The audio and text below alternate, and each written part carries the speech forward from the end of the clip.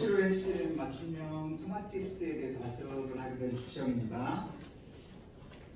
제 소개를 하면서 시작해 보겠습니다. 저는 99년도 물리치료과를 졸업하고 13년 정도 병원 물리치료실과 도수치료실에서 근무했습니다. 병원에서 근무하면서 많은 아픈 사람들을 좀 도왔고 이분들을 좀 더 잘 치료하기 위해서 다양한 수기업부를 공부했거든요.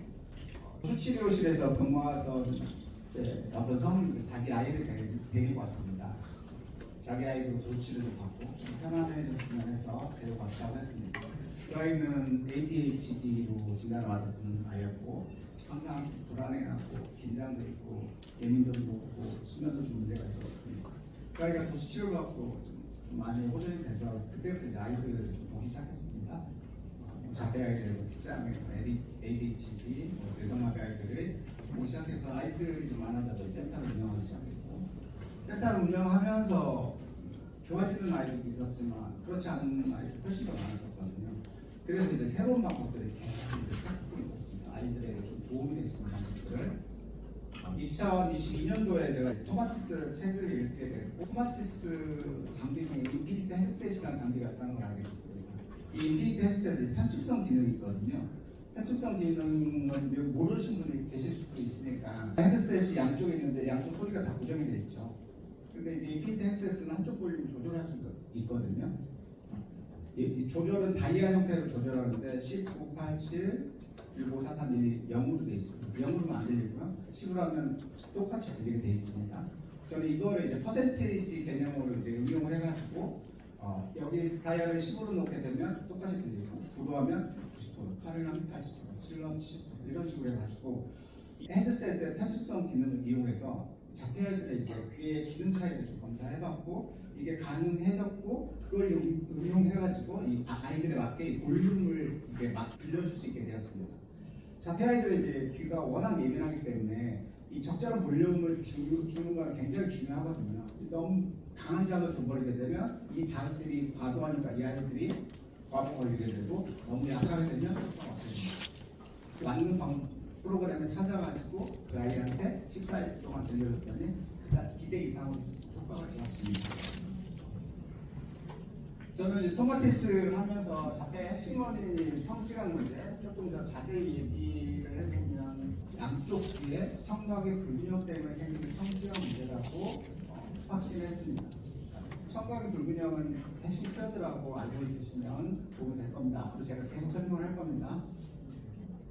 아이가 태어나서 귀가 정상일 수도 있는데 한쪽 귀가 좀 약할 수도 있겠죠.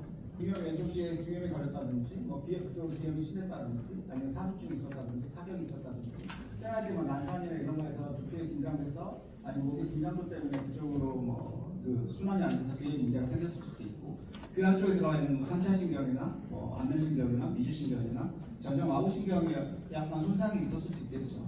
그래서 우리나라 이 청각의 강도가 뭐 10%가 될 수도 있고, 20%가 될 수도 있고, 우리나라는 30%, 40%, 50%까지 떨어질 수 있죠. 제가 거의 한 300명 정도의 자폐아이들의 귀를 한번 검사해봤거든요. 그러니까 검사는 거의 60% 정도 나왔습니다. 한쪽 귀가. 오른쪽 귀가 떨어질 수도 있고 왼쪽 귀가 떨어질 수도 있는데 40%가 차이가 나는 아이들이 대부분이었습니다. 40% 차이가 나면 증상이 어떻게 될까요? 우리는 귀가 두 개죠. 그래서 소리가 들리게 되면 왼쪽에 도착하는 속도와 오른쪽에 도착하는 속도가 약간의 시간 차이가 납니다. 이 시간 차이를 계산해가지고 우리는 위치를 파악을 하거든요. 이거는 생존하고 직결된 문제이기 때문에 정말 정교하게 발달했습니다. 어디서 호랑이 소리가 나게 되면 호랑이 다가오는 데가 죽는 거죠. 호랑이랑 반대 방향으로 달려가야 하기 때문에 이거는 정말 정교하게 발달했는데 이 아이가 왼쪽에 40% 정도 떨어져서 이 소리를 잘 인지 못하게 되면 시간 차이를 알 수 없겠죠.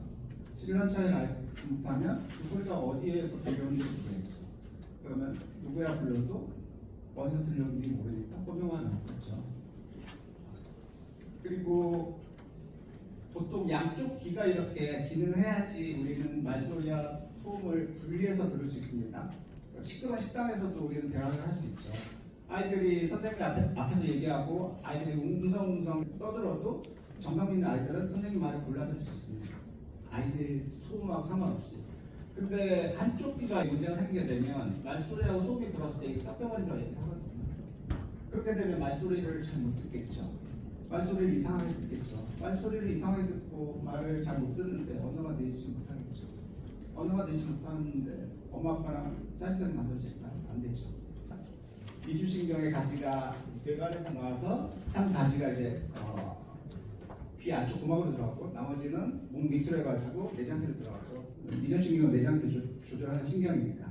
그 신경이 내려가는 이 쇄골 밑에서 한 가닥 올라오는 게 반의신경이라고 해서 성대를 조절하거든요. 귀의 기능이 떨어져서 이 미주신경 기능이 떨어지게 되면 한쪽의 성대를 조절하는 반의신경의 기능이 떨어집니다. 그러면 한쪽에서는 소리를 잘 만드는데 반대쪽은 소리를 잘 못 만들게 되겠죠. 소리가 이상하게 나겠죠. 우리가 체온을 잴 때 고막 체온을 재잖아요. 고막이 체온을 조절하는 시상하고하고 같은 혈관을 씁니다. 그렇기 때문에 고막 신부 체온을 잴 때 가장 정확하다고 얘기를 하거든요. 근데 귀의 문제가 이럴 때 한쪽 귀에 청력이 떨어지게 되면 당연히 고막의 운동성도 떨어지겠죠. 그러면 그쪽에 시상하고도 문제가 생기겠죠. 뇌하수체 시상하고 각성성 기시 이 우리 몸의 호르몬 패턴들을 조절하는 겁니다. 수면이나 호흡이나 소화라든지 몸을 이완시키는 것들 이런 문제가 거의 대부분 생기잖아요. 저는 이 토마티스를 하면서 이 데이터를 보면서 알게 됐거든요. 그 전에는 이걸 확실하지 못했었는데 이 데이터를 보면서 자폐는 태어나는 게 아니라 이 아이가 물이 나쁘게 한쪽 귀가 40% 이상 떨어져가지고 소리를 못 들어서 진행된 거라고 확신을 했습니다. 이 차이는 되게 중요합니다. 사례를 보면서 좀 계속 좀 얘기를 해볼게요. 이 아이는 수석교에 현재 다니고 있고 자폐 1급으로 저한테 올 때는 이제 부활한 상태였고 중년 남학생이었습니다. 3살부터 14살까지 이렇게 치료를 받았거든요. 정확히 얘기하자면 26개월부터 언어 치료 뒤쪽에 엄마가 인터뷰를 하는데 8살 때 말이 살짝 나와가지고 그때부터 집중적으로 5년 정도 치료를 받았다고 그러거든요. 하루에 주타임한테도 있고 언어치료, 부활화센터, 인지치료, 운동치료, AB, 토마티스도 12번 정도 했다고 그렇게 하고요. 대가리도 했다고 합니다. 보시죠. 안녕하세요. 안녕하세요. 한번 해봐. 해봐. 해봐.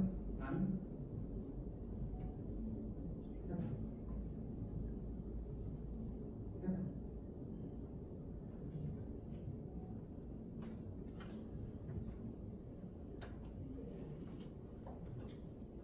한마디 못하고 12년 동안 이렇게 열심히 치료받는데 엄마가 센터 하루에 3개, 4개씩 여기 쪽에 여기 찍고 해가지고 밤에 늦게까지 운전하고 돌아다니면서 운전 아이들 보면 어떤 생각 드시나요? 좀 참담하죠. 이렇게 열심히 치료했는데 이게 엄마가 더 열심히 센터를 더 다녔어야 될까요? 그러면 이 아이가 뭐 중증으로 태어나서 뭐 어쩔 수 없었던 걸까요? 아니면 자폐는 안 되는 걸까요? 보통 농담으로 뭐 4억기, 5억기 있잖아요. 이 아이한테 들어간 치료 비용이 4억, 5억기는 이 아이도 돈 엄청 많이 썼거든요. 언어 치료가 나오면서 돈은 얼마나 들든지 내 아이의 언어를 해주겠다 해서 최고의 선생님들을 그때 치료를 받다 얘기합니다. 왜 그랬을까요?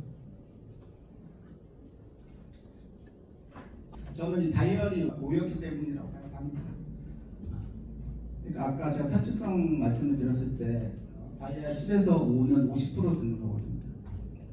그러니까 귀가 50% 듣면 40%도 제대로 그 소리를 잘 못 인식하는데 50%로 나오는 애들은 다 무관합니다. 제가 검사했을 때 평균이 자폐 애들은 40%인데 50%로 떨어지는 애들은 거의 무관하거든요. 소리를 아예 못 듣는답니다. 그러니까 이 아이는 그렇게 무수하게 치료를 했지만 소리가 들리지 않으니까 이걸 인지를 하지 못하는 상태예요. 그러니까 들리지 않는데 말을 할 수가 없었겠죠. 5월 2일 날 첫 번째 이 프로그램을 진행했고 오른쪽에는 11, 왼쪽에는 왼쪽에 50%가 들어가고 여기는 제대로 100%가 들어가게 해서 오른쪽 귀를 50% 더 잘 진행했습니다. 5월 30일 날 한 번 더 했는데 여기 다이어리 7로 올라갔더라고요. 70%까지 올라갔고 이게 다이알이 8월 20일 날 8까지 올라갔거든요. 8까지 올라가야지 어느 정도 소리를 분별하고 듣게 됩니다. 직장이나 일반 아이들, 언어에 문제가 없는 아이들 이렇게 검사를 해보게 되면 거의 80% 나오거든요. 이거는 5월 23일 날 톡수업 1회하고 에피데스 오전 오후로 2번씩 30분씩 듣게 했습니다. 안녕하세요. 안녕하세요.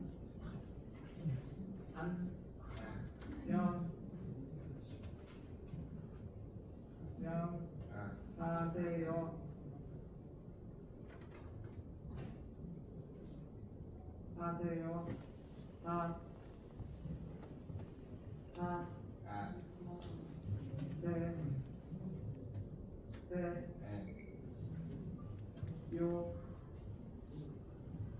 요. 한마디씩 조금씩 따라하죠. 네. 다음 영상 인사. 볼게요. 안녕하세요. 좋아. 시작.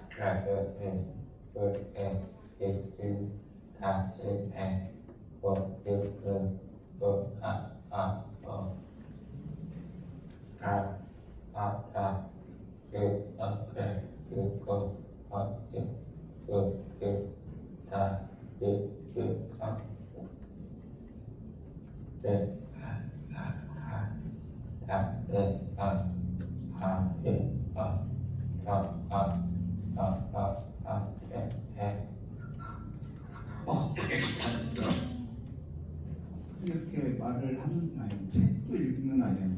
그죠? 5개월 정도 됐거든요. 이게 10월 3일 날 찍은 동영상이니까. 이 발음은 뭐 당연히 안 좋겠죠. 지금 거의 15년 만에 말을 이런 식으로 책을 읽고 하는 것들인데 이제 아이들 보면 아장아장 걷는 수준이잖아요. 앞으로 뭐 더 좋아지겠죠. 이 말이 시작했으니까 대화도 당연히 될 거고 인지가 어느 정도 있으니까. 이 아이가 어릴 때 이 아이의 귀가 좀 문제가 있는 것 같아요. 한쪽 귀가 너무 기능이 떨어져가지고 소리 분별을 잘 못하는 것 같아요라는 식으로 좀 접근해가지고 해결해줬으면 이 아이는 지금 완전히 많이 달라졌을 겁니다. 이렇게 무발화 아이가 책을 읽을 정도의 지능이 있다는 거는 적어도 고기능까지 올라갔을 수 있는 아이라서 특수학교 다닐 수밖에 없었던 정말 안타깝습니다. 이런 아이들이 너무 많아요. 무발화 아이들은 무조건 귀에 100% 문제가 있고요. 잘 크다가 퇴행하는 아이들도 100% 귀에 손상이 와서 떨어지는 겁니다. 토용 언어보다 수용 언어가 높은 아이들도 귀에 문제예요. 100%. 그러니까 자폐 아이들은 일단 귀에 문제가 있다고 생각하시면 됩니다. 잘 못 들어서 이상하게 들려서 말이 안 나오는 거예요. 엄마 8살 때도 다 먹었는데 아파 따라가려고 이때 확 들려. 더 열심히 해야 된다. 네, 너무 싫어. 그게 얼마가 되는 그러다 보니까는 수업은 되게 많이 했던 것 같은데 어느 날은 언어만 두 번 하는 거. 앞에서 좀 선생님만 얘기할 수 있고 아이는 그냥 하나도 안 해. 그래서 그냥 인사가 차에서 밥 먹고 들어가고 또 컨디션이 안 좋아가지고 막 우는 날이 어리니까 그렇게 보면 26개월 시작을 했을 때도 어떤 방향을 잡고 가는 게 되게 중요할 수 있겠다. 머릿속에 어떤 방향으로 치료하는 게 계속 중요하다. 아쉬운 상황. 아쉬움이 많이 남는다는 얘기 지금 많이 듣거든요. 그래서 엄마들이 이제 아이들이 변하는 모습 보면서 이 엄마께서도 포기하고 그냥 살려고 했는데 아이 기능이 점점 떨어져서 혼자서 옷도 못 입고 신발도 못 신고 양말도 못 신고 밥도 먹여야 하고 다 시켜줘야 돼요. 점점 기능이 떨어져가지고 절망하고 있다가 저한테 이제 작년 6월달부터 다녀서 지금은 자주 할 수 있는 것들 조금씩 계속 늘어나고 있거든요. 아마 이제 말을 하기 시작하니까 이제 핑퐁이 되면서 인지도 많이 올라가고 그러면 자주 더 잘 될 겁니다. 이 아이들은 이제 9살짜리 남자애하고 12살짜리 남자애인데 9살짜리 남자애는 2021년도에 저한테 케어를 받았던 아이였으니까 토마티스를 받고 굉장히 많이 힘들었던 아이. 거의 6개월 동안 감각 예민이 쫙 올라왔었고 계속 귀를 막고 계속 냄새 맡고 각성 올라왔대. 굉장히 많이 힘들었잖아요. 이 아이 이 밑에 12살 아이도 4살 때 3세 이 아이는 수면이 깨졌다고 그러는데 새벽에 일어나서 다시죠. 3년 정도. 이때 이 아이는 퇴임을 했던 것 같아요. 여기 계신 전문가분들도 자폐 아이들 상담한 부작용 아마 호소하시는 부모님이 계셨을 겁니다. 각성이 좀 올라와 아이들, 흥분하고 아이들 짜증이 올라 수면이 깨지고 쏟아지고 감각축도 더 많이 하고 기만 막고 다니고. 그러니까 이 자폐 아이들이 힘든 게 부작용들이 나타날 가능성이 되게 많거든요. 왜냐면 이 아이들은 너무 예민해요. 예민하다는 건 약하다는 거거든요. 약하게 되면 긴장을 하게 되죠. 긴장이 안 되면 더 순환이 안 되니까 순환이 안 되면 혈관이나 신경들이 압박되죠. 기능도 계속 떨어집니다. 이 아이들이 부작용이 있었던 게 2가지 원인이라고 생각을 하거든요. 거의 10%, 50% 차이가 나서 이 청각 불균형 이 정도 있었고 이 두 아이가 특히 촉각이 굉장히 높았던 아이고 머리도 못 만지고 얼굴도 못 만지고 목도 못 만지고 얼굴이 예민하고 두피가 예민하고 입안이 예민하고 이렇다는 거는 귀 안에 있는 그 2개의 근육도 약할 가능성이 되게 많아요.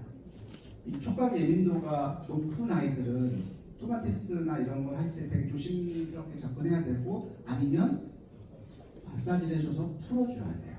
그 돌전도 자극과 공기전도 자극 2개가 들어갔을 때 귀에서 견딜 수 있게 해줘야지 견디지 못하면 이런 식으로 부작용 나타날 가능성이 되게 많습니다. 이 아들도 볼륨 맞추고 프로그램 좀 찾아가지고 해주니까 좋아지고 있습니다. 자, 8월달에 토마티스 전문과정을 마쳤는데 확신이 안 서가지고 2달 정도 계속 제가 이렇게 치료를 해본 거예요. 그래서 확신이 들었을 때부터 이제 톡수업을 이제 아이들한테 적용을 시작했고 이 132에 49명을 했습니다. 49명 중에 오른쪽 귀가 약한 애가 31명, 있고 왼쪽 귀가 약한 애가 18명. 오른쪽 귀가 확실히 약한 애들이 훨씬 더 많았고요. 이 20% 차이가 나는 애가 2명 있었고 이 아이는 아까 얘기했듯이 직장의 아이들, 언어에 문제가 없었던 아이들이고 30% 차이 나는 8명 안에 얘는 고기능 자폐 아이들. 대부분 40% 차이가 나는 요거 아이들, 얘네들이 거의 자폐 아이들.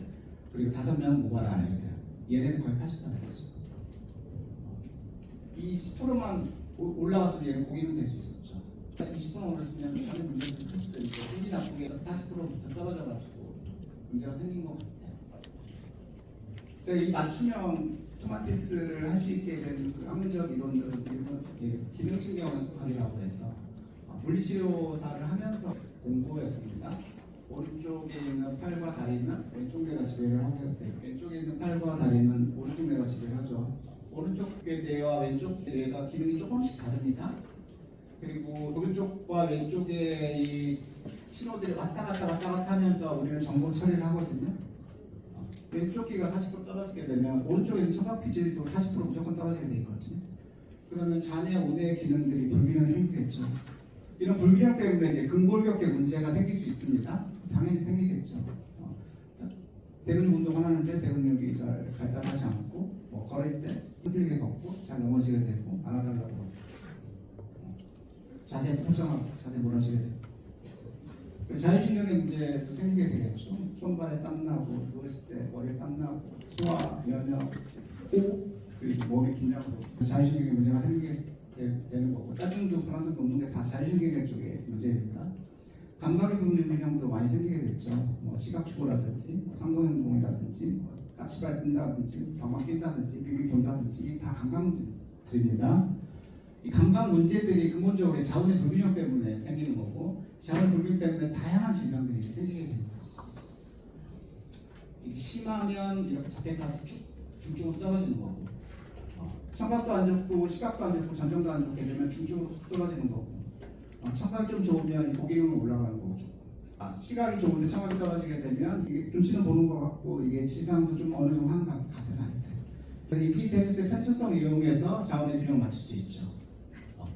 우측의 기능이 떨어지면 좌측에다가 소리 더 많이 들려줘가지고 여기를 조금 더 트레이닝하면 당연히 올라가겠죠. 한쪽 팔이 다쳤을 때 똑같이 운동하는 게 아니라 다친 팔을 더 많이 해야 되는 거잖아요. 뭐 원리는 상식적으로 생각해보면 이렇게 하면 기능을 맞출 수 있습니다. 문제는 이제 어디가 약한지 찾는 게 좀 문제죠.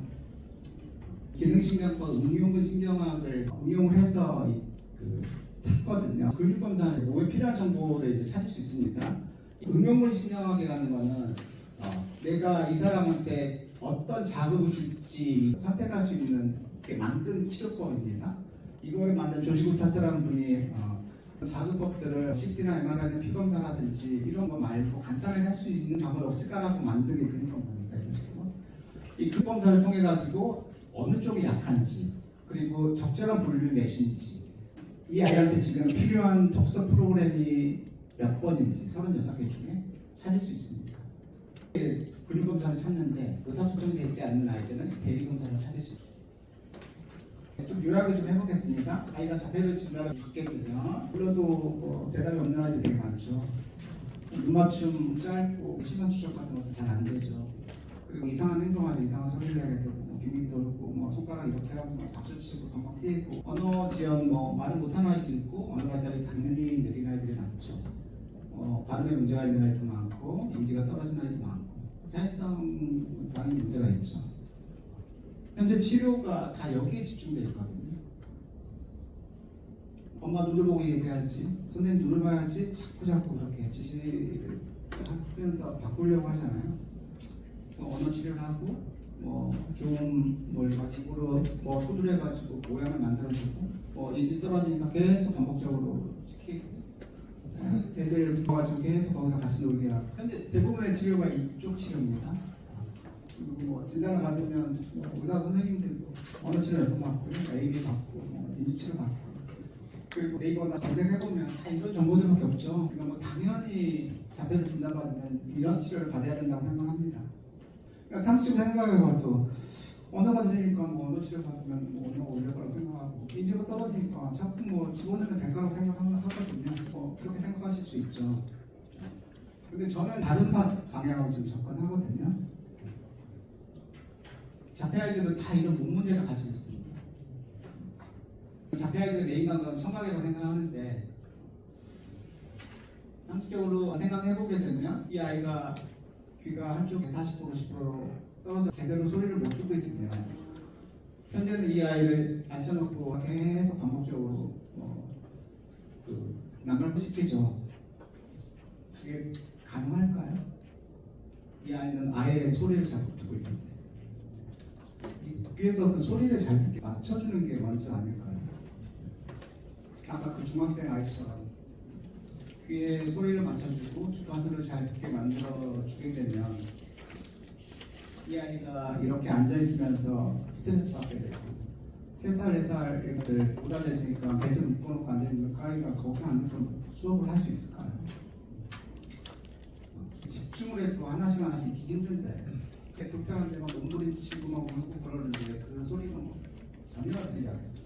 그 아이는 오히려 그게 스트레스 더 힘들고 그 앉아있는 그 시간 동안 자세가 이렇게 쭉 펴있는 아이가 없죠. 다 꼬부상이 앉아있잖아요. 자세 다 굽고 아이들의 오래 앉아있으니까 다 이 장요근이 짧아져 있거든요. 또 누우면 다리를 꼬고 잘 때 뭉쳐야 되고 이게 다 앉아있어서 청각 문제를 토마티스나 이 수교법이나 동력을 가지고 해결할 수 있습니다. 전정 문제도 전정이 어디가 떨어졌는지 찾아가지고 해결해 줄 수 있습니다. 그러면 움직임들이 더 정교해지겠죠? 빨라지겠죠. 시각의 문제를 해결해 주게 되면 모든 게 달라지죠. 이 아이들이 중심시로 봐야 되고 입체시로 봐야 되는데 대부분 이 눈에 있는 6개 근육이 제대로 못 따라가거든요.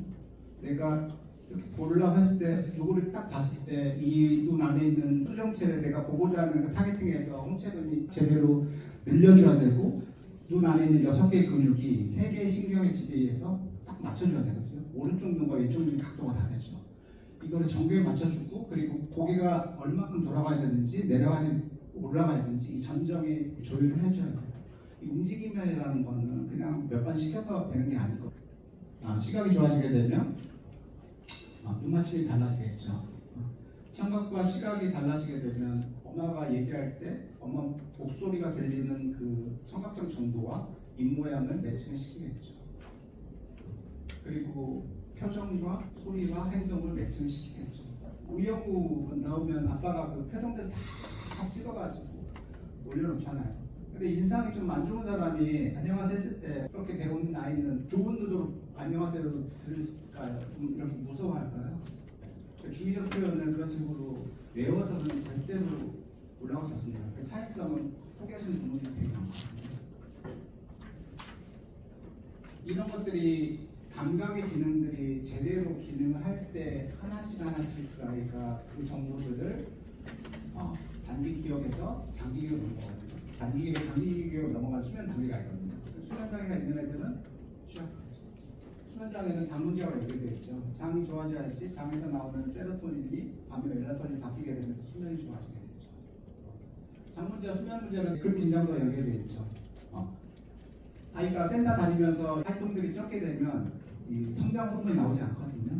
성장 호르몬이 뭐 이 멜라토닌하고 인슐린이라고 해서 이 호르몬하고 다 연결. 아이들의 몸을 이런 식으로 하나씩 해결해주게 되면 자연스럽게 이런 것들은 나오게 됩니다. 이거는 나중에 하는 거, 순서만 바꾸면 됩니다. 지금은 아이가 자폐로 진단을 받게 되면 여기서 출발하는데 이 아이가 여기서 출발을 해서 나중에 부족한 거는 여기서 교정을 하면 됩니다. 순서만. 아이가 어릴 때는 몸을 만져줄 수도 있고 식욕부터 완전히 통제를 할 수 있어요. 밖에 나가서 놀 때서 신나게 놀 수 있죠. 비용도 훨씬 덜 들고. 저는 가끔 상담하면서 그런 말을 되게 많이 듣거든요. 아이가 어릴 때 그런 많은 추억이 없어요. 이 센터를 빠지면 이 아이가 막 퇴행할 것 같아서 좀 죄짓는 마음에서 이렇게 빠지는 게 너무 미안해가지고 그때는 센터에 빠지지 않게 다녔는데 지금 생각해보면 이 아이하고 공유할 수 있는 추억들이 없다고 얘기합니다. 이렇게 날씨가 좋은 날 햇빛도 보고 해변가도 걷고 산도 올라가고 빗소리도 들어보고 다양한 환경 변화들을 이 정서적 경험들을 이 아이들 받아야 되는데 센터에서 주정상 앉아있으니까 그런 것들을 자극을 못 받게 되죠. 현실이 안타깝죠? 저는 이제 자폐 부모님이나 자폐 아이들 상담하는 분들은 토마티스 공부를 꼭 해야 된다고 생각합니다. 자폐 아이들은 속사를 해야 된다고 생각합니다. 왜냐하면 자폐 아이들의 양쪽 귀에 기능의 차이를 검사해서 균형을 맞추게 되고 그리고 우리가 이렇게 얘기하는 그 주파수 연령대가 보통 500에서 4000Hz를 쓰거든요. 근데 이 500에서 4000Hz에서 이 아이들이 잘 못 듣는 구멍들이 좀 많이 있는 것 같아요. 우리가 라디오 틀다가 라디오가 주파수 잘 안 맞으면 띄엄띄엄 들리잖아. 이 아이들은 그렇게 들릴 거가 되게 많거든요. 들렸다 안 들렸다. 그러니까 맥락을 파악하지 못하게 되고 이상하게 들리게 되고 그 주파수의 구멍들을 맞춰줘야 되거든요. 그 구멍들을 맞춰줄 수 있는 거는 톡석 프로그램이 가능한 것 같아요. 제가 해보게 되면. 자폐 아이들의 청각이 좋아지지 않게 되면 이 아이들은 세상 밖으로 나올 수 없습니다. 잘 들어야 말을 하게 되고 말을 해야지 소통이 되고 소통이 되면서 공감을 하게 되고 거기서 여러 가지 감정들도 느끼게 되고 소통하면서 즐거움도 되게 많잖아요. 그러면서 사람들이 사는 세상으로 나올 수 있다고 생각합니다.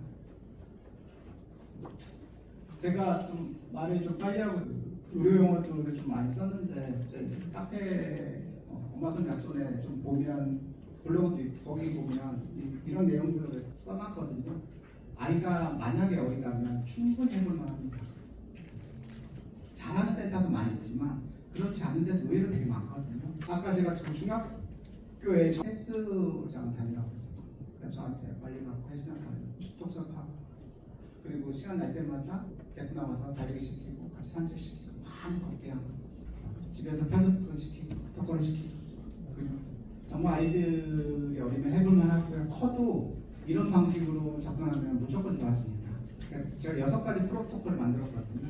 하나는 식이요법, 저탄고지, 최대한 단 것들 적게 먹이고, 그리고 좋은 지방, 꿀먹은 소나 뭐 이런 뭐 좋은 돼지들 이런 것들 먹이고, 그리고 운동시키고. 운동도 그래서 뭐 두발뛰기나 뭐 줄넘기나 뭐 인라인이나 뭐 공중바퀴나 이런 별 의미가 없어요. 정말 근력 운동을 해야 돼요.